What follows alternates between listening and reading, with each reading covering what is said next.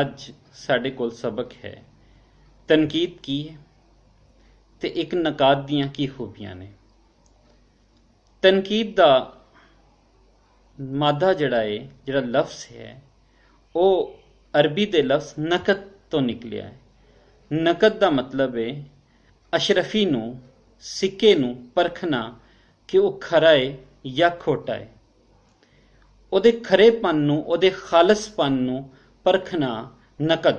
ਜਿਵੇਂ ਅਸੀਂ ਆਖਦੇ ਹਾਂ ਨਾ ਕਿ ਸਾਨੂੰ ਪੈਸੇ ਨਕਦ ਚਾਹੀਦੇ ਨੇ, ਨਕਦ ਤੋਂ ਮੁਰਾਦ ਹੈ ਕਿ ਅਸਲ, ਖਾਲਸ, ਖਰੇ। ਤੇ ਤਨਕੀਦ ਹੁੰਦਾ ਹੈ ਐਸਾ ਕਿ ਜਿਹਦੇ ਵਿੱਚ ਖਰੇ ਤੇ ਖੋਟੇ ਦੀ ਪਰਖ ਹੋ ਜਾਂਦੀ। ਅਸੀਂ ਛਾਨਬੀਨ ਕਰਦੇ ਨੇ, ਅਸੀਂ ਤਮੀਜ਼ ਕਰ ਲੈਂਦੇ ਹਾਂ ਕਿ ਖਰਾ ਕੀ ਹੈ ਤੇ ਖੋਟਾ ਕੀ ਹੈ। ਇਹਦੇ ਵਾਸਤੇ ਲਫ਼ਜ਼ ਹੈ ਕ੍ਰਿਟਿਸਿਜ਼ਮ। ਕ੍ਰਿਟਿਸਿਜ਼ਮ ਨੂੰ ਕਹਿੰਦੇ ਨੇ ਟੂ ਜੱਜ the qualities, beauties and faults of a literary performance, ਕਿ ਅਸੀਂ ਕਿਸੇ ਵੀ ਅਦਬੀ ਫਨ ਪਾਰੇ ਦੀਆਂ ਖੂਬਸੂਰਤੀਆਂ, ਖੂਬੀਆਂ ਤੇ ਖਾਮੀਆਂ ਬਿਆਨ ਕਰਨੇ ਆ। ਇਹਨੂੰ ਅਸੀਂ ਆਖਦੇ ਹਾਂ ਕ੍ਰਿਟਿਸਿਜ਼ਮ। ਇੰਨਾ ਕਲੀਅਰ?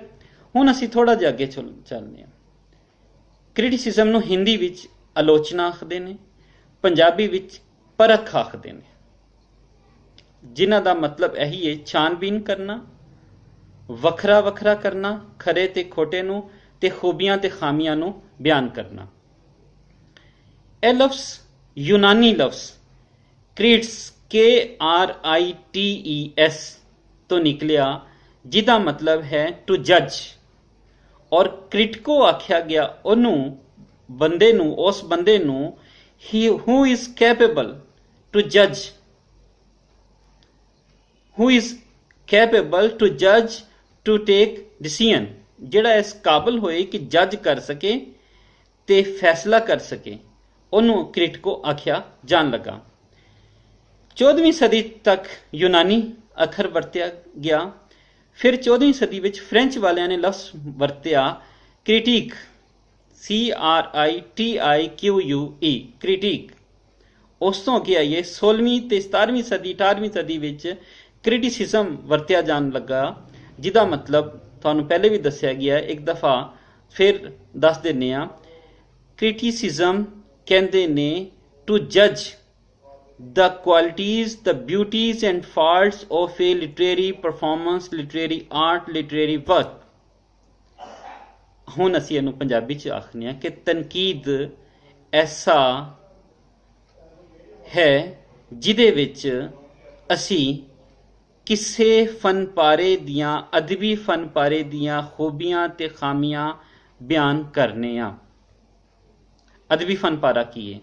ਅਦਬੀ ਫਨ ਪਾਰਾ ਹੈ ਤੁਹਾਡੇ ਕੋਲ ਨਜ਼ਮ, ਗਜ਼ਲ, ਕਹਾਣੀ, ਨਾਵਲ, ਮਜ਼ਮੂਨ, ਨਾਵਲ ਢੇਰ ਸਾਰੇ, ਮਜ਼ਮੂਨ ਢੇਰ ਸਾਰੇ, ਉਹਨਾਂ ਦੀ ਇੱਕ ਕਿਤਾਬ ਹੈ।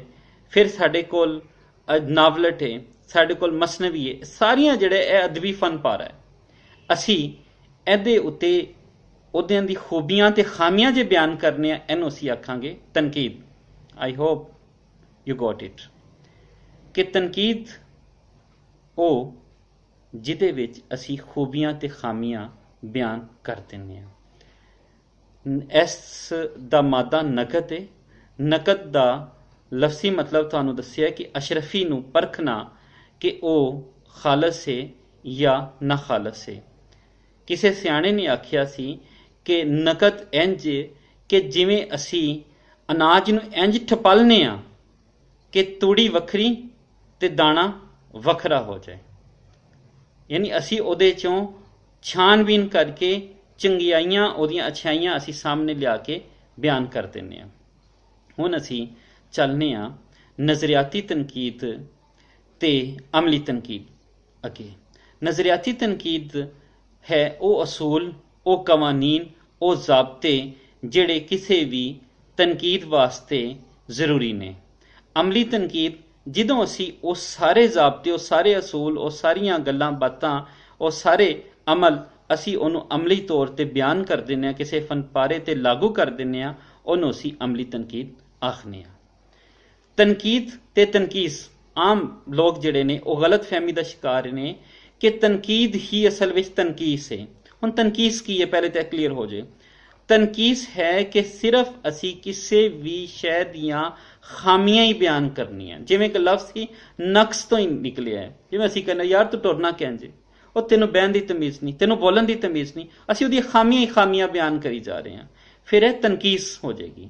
ਜਦੋਂ ਅਸੀਂ ਖੂਬੀਆਂ ਤੇ ਖਾਮੀਆਂ ਦੋਵੇਂ ਚੀਜ਼ਾਂ ਬਿਆਨ ਕਰਾਂਗੇ ਫਿਰ ਅਸੀਂ ਤਨਕੀਦ ਕਰਾਂਗੇ। ਤਨਕੀਸ ਦਾ ਮਾਦਾ ਨਕਸ, ਨਕਸ ਤੋਂ ਮੁਰਾਦ ਸਿਰਫ ਖਾਮੀਆਂ ਬਿਆਨ ਕਰਨਾ। ਅਸੀਂ ਖਾਮੀਆਂ ਸਿਰਫ ਨਹੀਂ ਬਿਆਨ ਕਰਨੇ ਬਲਕਿ ਅਸੀਂ ਖੂਬੀਆਂ ਵੀ ਬਿਆਨ ਕਰਨੇ ਆ, ਇਸ ਲਈ ਅਸੀਂ ਇਸ ਨੂੰ ਆਖਨੇ ਆ ਤਨਕੀਦ। ਹੁਣ ਤਨਕੀਦ ਕਿਉਂ ਜ਼ਰੂਰਤ ਪਈ? ਕਿਸੇ ਨੇ ਕਿਤਾਬ ਲਿਖਤੀ, ਕਿਸੇ ਨੇ ਕੋਈ ਨਾਵਲ ਲਿਖਤਾ, ਕਿਸੇ ਨੇ ਸ਼ਾਇਰੀ ਕਰਤੀ, ਕਿਸੇ ਨੇ ਨਜ਼ਮਾਂ ਲਿਖਤੀਆਂ, ਅਸੀਂ ਤਨਕੀਦ ਕਿਉਂ ਕਰਨੇ ਆ? ਤਨਕੀਦ